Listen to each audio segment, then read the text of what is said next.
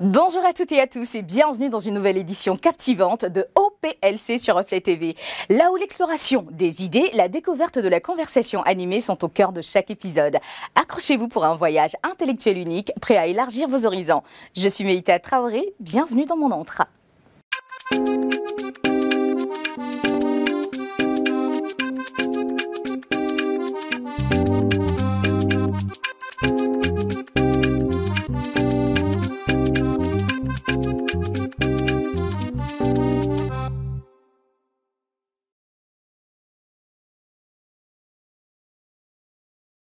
Début de week-end sur Reflet TV, c'est un plaisir inouï de vous retrouver. On espère que votre week-end démarre fort bien, de fort belle manière.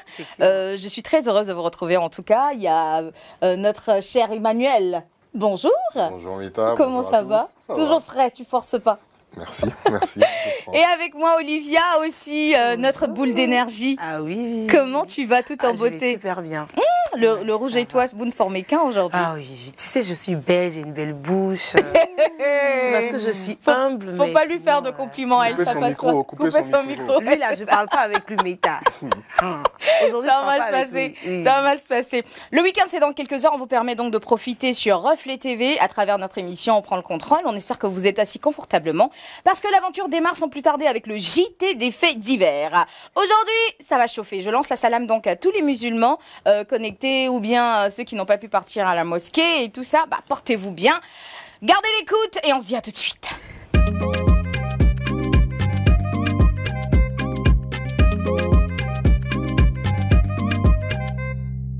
Alors, festoyez chez vous comme j'ai fait chez moi. J'ai un peu la voix qui dégringole par moment, ouais, donc vous allez m'excuser. Ça sera pas de mon fait. Quoi qu'il en soit, je suis contente d'être ici. C'est de ça qu'il s'agit. C'est ça même. Olivia, qu'est-ce que tu nous réserves? Ah, aujourd'hui, j'ai envie de commencer mon gîte avec une citation. Laquelle? Une citation de Meïta Traoré. Ça va mal se passer. Ça va mal À se ma passer. gauche, une citation édifiante, une citation tranchante. Ça va mal se passer. Une citation. Peut-être que j'ai volé chez quelqu'un. Hein. En tout cas, cette citation-là. C'est quelle citation? Ah, j'aime les costumes comme ça, j'adore. Animatrice de Waouh, tu te rappelles que c'est toi qui as fait ça, non? Non, je sais à l'émission passée que j'aime. C'est quoi ça? Ah oui, c'est vrai, ça me revient, ça me Elle revient. dit j'aime les costumes comme ça. Les quoi costumes? On adore les citations de Waouh. Les citations de C'est Waouh. toi qui as fait ça. Ah ouais. Donc, je me rappelle même pas. Je commence à faire ça parce que la première information est croustillante. Ah ouais. Dis-nous tout. C'est un spécialiste en la matière. Il détruit puis reconstruit. Avec sa ristourne dans les deux factures. C'est devinette, hein. Après le campus de Cocody, la commune de Koumassi, voilà au plateau le centre névralgique de district. Il s'agit de... Bakoro. Bien vu. Le total en fait de passer. Non, parce qu'il est maire de la commune de Koumassi. Tu es intelligent. Oui. Vous avez voulu commencer à travailler, ça va que tu allais trouver. C'est mon maire, au fait, tu vois. Il a été nommé maintenant... Oui, gouverneur du district d'Abidjan. Regardez les photos. Okay. Il a commencé. Il a dit que lui, on ne parle pas beaucoup et puis il travaille. D'accord. Les photos ont circulé. Il a cassé quoi encore? Il a commencé à casser le marché Jack au nom du plateau. Et c'est le jeudi 4 janvier. Regardez. Au fait, non, il a moi je suis pas du tout contre le fait qu'on reconstruise les, comment dirais-je, les espaces, qu'on donne fière allure à nos communes. Mais en même temps, j'ai le cœur un peu serré parce que ça reste des pères et des mères de famille qui vont chercher leur pitance quotidienne dans ces endroits-là. Est-ce qu'il y a une réforme, comment dirais-je, de rechange pour ces commerçants-là? Est-ce qu'on casse pour les délocaliser, pour leur offrir un mieux-être, ou bien on casse pour casser, on construit et puis basta, ce qu'ils deviennent? C'est Dieu seul qui dira.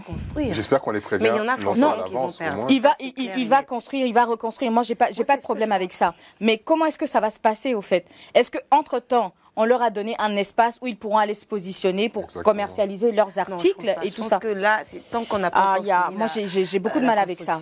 J'aime quand c'est beau. Koumassi, ça a été le même cas.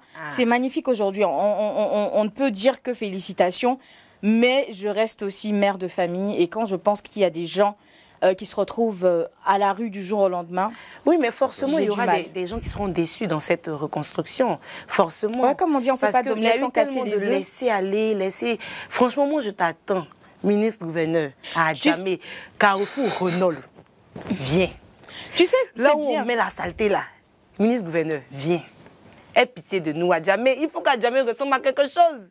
Au moins, dès que tu dis que tu habites à Djamé, tout le monde dit Djamé fait peur. Mais on attend le ministre-gouverneur qui vienne faire un balayage. Non, tu vois, à Djamé, il y a les voies publics qui sont obstrués par les commerçants et commerçantes. Là, je peux accepter. Mais au plateau, c'était un marché carrément. Mais je pense que le plateau, je pense qu'il a une vision du plateau. Peut-être qu'il veut vraiment renouveler le plateau. Ça va chauffer cette affaire. Ça va chauffer parce que c'est le plateau ministre quand même. Bulldozer aussi. D'accord, il n'y a pas de souci. C'était la première news. Toute autre chose. Vous savez que mon artiste préféré, c'est Mewé. Oui, tout à fait. Seigneur. D'accord. Tu nous sers ça encore. Il n'y a pas de souci. J'étais contente. Ah ouais? Quand je l'ai vu, je dis, mais oui. Je t'aime depuis j'ai 2 ans. Tu es mon tonton préféré. Il a fait photo avec moi. Mais tu nous as pas envoyé la photo. Pas envoyé la photo. Le photographe, là, je le guette. On va le chercher. Bien sûr. À la canne, je vais le trouver là. Parce que je pense qu'il visionne en ce moment sur Reflet TV, notre page Facebook. Si tu nous vois, frère, envoie la photo. Merci. Mita, je t'aime. Moi aussi, je t'aime, bébé. Parce que je n'aime pas Emmanuel. Tu es vaincu. Alors, mon papa Mewé a dit dans une émission radio que Bébé Sans Os, Congélateur et Manager confirmé, leur musique amuse la galerie, hein, mais de grâce, faut pas qu'on les emmène pour représenter la Côte d'Ivoire quelque part. Il faut respecter le métier de musicien, d'artiste et tout. Qu'est-ce que vous en pensez? En gros, il dit que c'est pas des chanteurs à promouvoir. Pour une fois, je me tais. Non, il n'a pas dit qu'il ne fallait pas les promouvoir. Il dit juste qu'ils ne sont pas représentatifs de la qualité musicale en Côte d'Ivoire. Oui, à l'extérieur. À l'extérieur. Parce que quand on est à l'extérieur, on est le porte-drapeau, on est l'étendard de notre patrie. Tu comprends un peu? Donc quand on part, ça serait bien que ça soit de la musique. Quand on parle de musique, là, la musicalité, quand on en parle, je ne sais pas si vous savez ce que c'est, mais c'est comment dirais-je, c'est des notes qui sont jouées pour pouvoir donner quelque chose qu'on peut écouter. Excuse-moi, est-ce que toi, tu pourrais écouter Bébé Sans Os demain? Mais je l'écoute. Non, le mettre sur ton téléphone et puis l'écouter. Je l'écoute. Ah ouais? Oui, je l'écoute. D'accord. Bah, écoute, en même temps, les goûts et les couleurs, ça ne se discute pas. Je ne peux pas juger le goût avec moi. De qui que ce soit. Cependant, j'abonde parfaitement dans le sens de Mewé. Et toi, Emmanuel? Personnellement, je ne les ai jamais vraiment écoutés. J'ai déjà juste entendu, par exemple, des parties d'eux sur Facebook, mais bon, je pense vraiment pas que ce soit des artistes qui sont reconnus pour leur talent vocal. Non, ou la on joue, profondeur de ça leur nous parole, amuse, en fait. comme il a dit. Voilà, donc s'ils sont dans une catégorie, représentation à l'extérieur. on doit créer une nouvelle catégorie pour eux. Artistes comiques ou bien artistes. Mais on les fait voyager beaucoup. On peut pas les les comparer, on peut pas les mettre sur le même plateau. Oui, parce que c'est de ça qu'on parle. Oui, il y a des personnes, ils ne vont pas représenter la Côte d'Ivoire, moi je pense. Ils vont pour leur gombo. Moi je juge pas ça, tu comprends un peu. Mais ça fait tellement de bruit que quand on voit la Côte d'Ivoire, on peut pas les mettre à côté des chanteurs à voix. Excuse-moi, je les ai jamais vus à l'Olympia. Je les ai jamais vus. C'est toujours dans des clubs, des petits clubs privés de 50, 100 personnes, des petits showcases qu'ils vont. Mais Manager a gagné Primute quand même. Primute? Oui. C'est à son honneur, il n'y a pas de souci. Quelle catégorie? Je pense génération coupé décalé, artiste monté en air, un truc comme ça, du coupé décalé. C'est pour ça, non, c'est mieux, apparemment, c'était... Je tire le fond de ma pensée les informations, c'est pour que vous puissiez parler. Non, c'est pas pour me laisser seule comme ça dans la sauce. Non, je te laisse pas seule dans la sauce.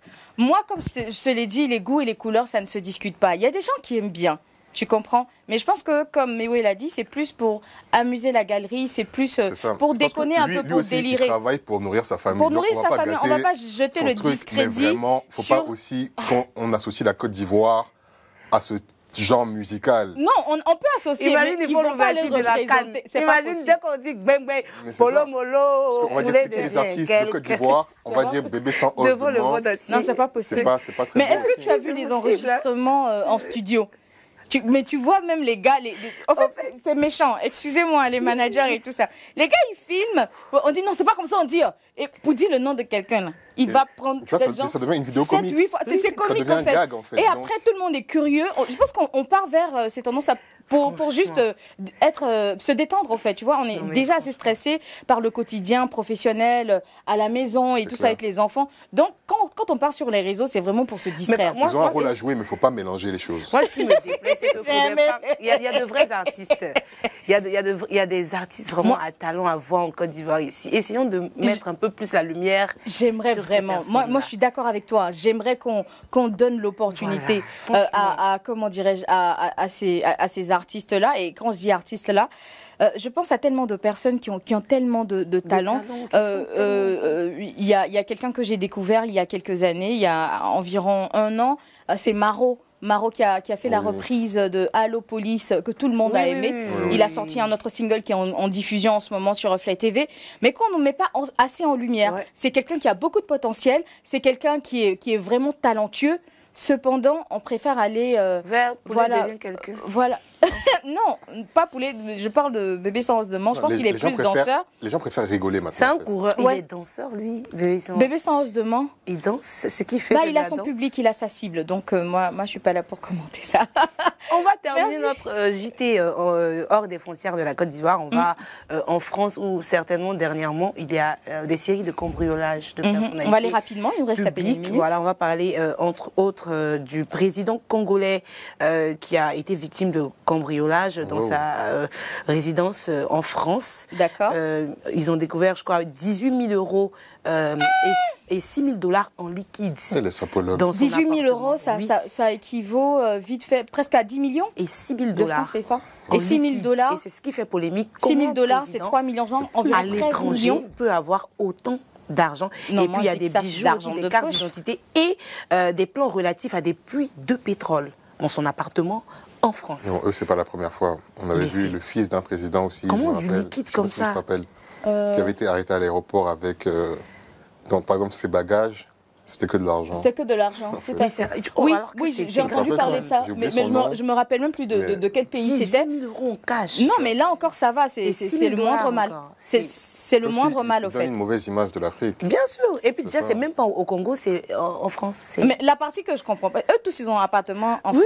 Oui, justement, j'en venais. Eux tous. Ils vont pas développer leur pays. Ils vont faire quoi là-bas? Ils vont faire du shopping, aller à l'hôpital. Non, c'est bien. Mais il n'y a pas d'hôpitaux au Congo. Ils vont pas développer leurs hôpitaux, ils vont aller se soigner ailleurs. À l'étranger. Ils savent ce qu'ils vont faire là-bas, tu vois. Nico Saliagas aussi a été cambriolé par cette série de cambriolages. Donc, on voulait dire à nos parents qui sont là-bas, faites attention à vous. Et puis, Nikos... Il te voit pas. On ne sait jamais, il peut passer. Parce que c'est mon animateur préféré. Ok, d'accord. Du coup, je fais... D'accord, c'est bien noté. C'est tout. Merci Olivia pour ce JT des faits divers. Ce fut un plaisir de partager ces informations avec nous. Rapidement, j'espère que vous aussi vous êtes bien connectés sur notre page Reflet TV sur Facebook. Parce que dans quelques instants, nous aborderons le sujet du jour. Ma foi, ta foi, la leur. Je pense qu'aujourd'hui, ça va grincer des dents. Surtout qu'aujourd'hui, nous sommes vendredi. Et pour ce faire, nous avons coopté une personne ressource et non des moindres. Il s'agit donc du vice-président de la mosquée, donc du vice-imam de la mosquée Al-Nasr du Plateau. Il s'agit ici de l'imam Bamba. Bonjour imam. Bonjour. Comment ça va? Alhamdulillah, ça va. Tant mieux. Écoutez, ce soir, sinon aujourd'hui, nous parlerons donc d'un fait qui est très souvent attribué à la communauté musulmane. Il s'agit donc de la consultation des devins, communément appelés marabouts dans notre jargon. On y reviendra dans quelques instants. Restez connectés. Si vous ne l'êtes pas, allez sur notre page Facebook. Lâchez-y des commentaires qu'on se fera un plaisir de checker plus tard. À tout à l'heure.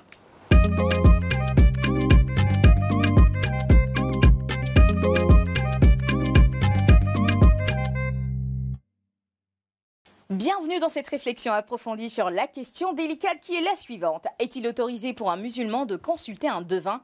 Dans cet épisode, nous explorerons des perspectives religieuses, éthiques et culturelles entourant cette pratique, recherchant donc à éclairer les nuances de cette question complexe. Pour ce faire, comme je le disais tout à l'heure, nous avons fait appel à une personne ressource, en la personne donc de l'imam Bamba, qui est vice-imam de la mosquée Al-Nasr du Plateau. Rebonjour imam et bienvenue sur notre plateau. Bonjour, bonjour.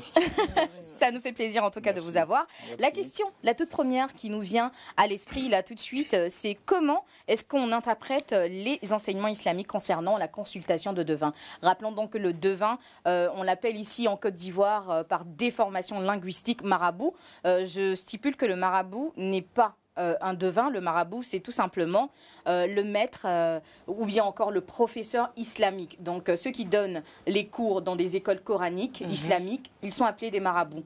Par des formations aujourd'hui, on les appelle marabouts, les charlatans en fait, les féticheurs ou encore les devins, on les appelle marabouts, mais ce ne sont en rien des marabouts. Donc si vous entendez marabout dans cette émission, ça sera relatif à cela. Donc c'était pour recontextualiser un peu la chose. Donc la question, comme je le disais, Imam, c'est comment est-ce que vous interprétez les enseignements islamiques concernant la consultation des devins? Alhamdulillah Rabbil Alamin. Summa salatu wa salam ala Rasulillah. Allahumma salli ala Muhammad wa ala alihi wa sahbihi wa barik wa sallim. Alhamdulillah Rabbil Alamin. Avant de répondre à cette question, je pense d'abord qu'il faut essayer de trouver, n'est-ce pas, la définition même du devin, comme vous l'avez tout à l'heure défini, et aussi voir, n'est-ce pas, quel est l'islam même, expliquer cela un peu aux gens, étant religion, au fait, c'est quel genre de religion, parce que par principe, quand on parle d'une religion déjà, c'est un ensemble de préceptes ordonnés, n'est-ce pas, par une créature suprême et à laquelle on obéit et à laquelle on voue un culte. Et donc, par définition, l'islam, il faut la voir comme c'est la religion du monothéisme pur. D'accord. Voilà, la religion du monothéisme pur, cette religion, n'est-ce pas, de notre père Abraham, comme Dieu même nous dit dans le Saint-Coran. Il nous dit souvent, Millata abikum Ibrahim, la religion de votre père Abraham. Et donc, le prophète Mohammed, sallallahu alayhi wa sallam, il est venu pour pouvoir parachever cette religion-là. C'est-à-dire que en jetant, n'est-ce pas, tous les bases, n'est-ce pas, tous les contours de ce principe, n'est-ce pas, de monothéisme pur qu'est l'islam. Et donc, à côté de cela, il y a l'aspect, n'est-ce pas, la foi qui est là. Parce que quand on parle de croyance, n'est-ce pas, on parle de foi. Tout à fait. Et voilà. Et donc, il faut comprendre aussi les notions, n'est-ce pas, de la foi en islam. Et ces notions de foi-là sont réparties en différentes catégories. Il faut comprendre que la foi même repose sur 7 piliers. Voilà. D'abord, la foi à un Dieu unique. Et la foi à ses messagers. La foi, n'est-ce pas, aux livres qui ont été révélés. La foi aussi aux anges, à l'existence des anges qui sont des créatures invisibles. La foi aussi au destin. Qu'on appelle souvent la prédestination, ou à la bonne soit-elle ou mauvaise soit-elle, mais avoir foi en cela. Et donc ce sont ces choses-là, n'est-ce pas, qui entourent, n'est-ce pas, la foi. Et donc, parlant du monothéisme ici, nous venons, n'est-ce pas, aussi dans la pratique maintenant de l'islam. Cette pratique-là est basée surtout sur la foi.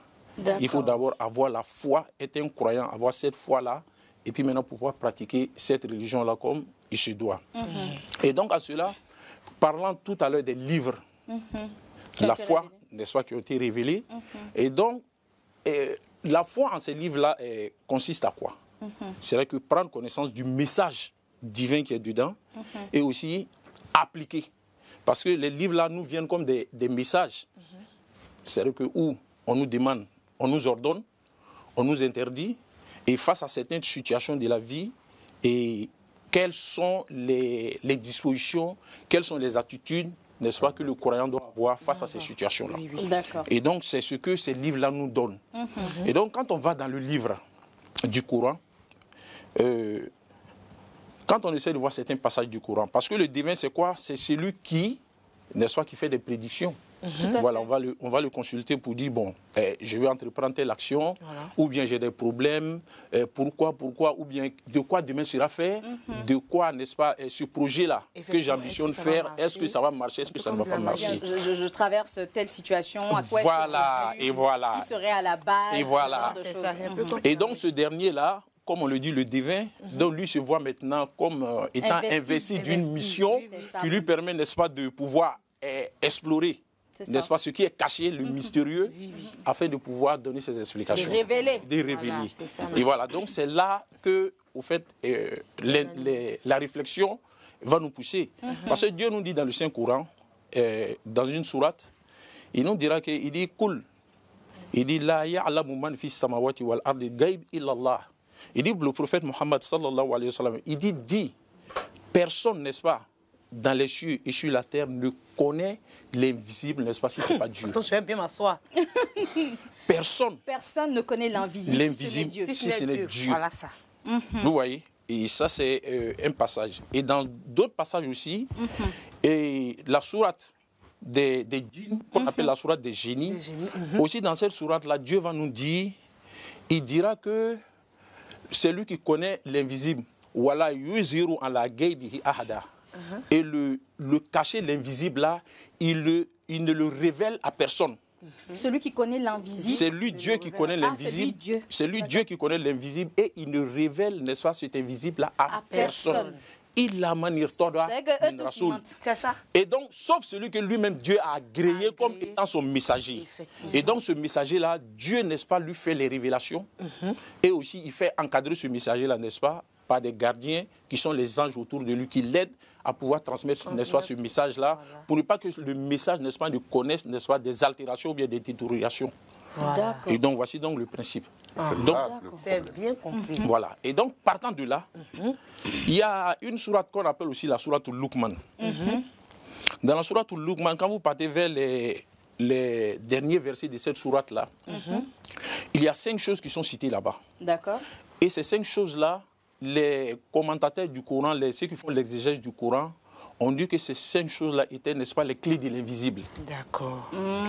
Et donc, ces choses-là, aucune créature, aucun ange, aucune créature humaine, humaine comme non humaine. Non humaine, aucune créature à part Dieu, n'est-ce pas, ne détient, n'est-ce pas, les clés, n'est-ce pas, de ces choses-là. Et donc, ça veut dire que quoi? C'est le moment de la venue de l'heure. D'accord. De la mort?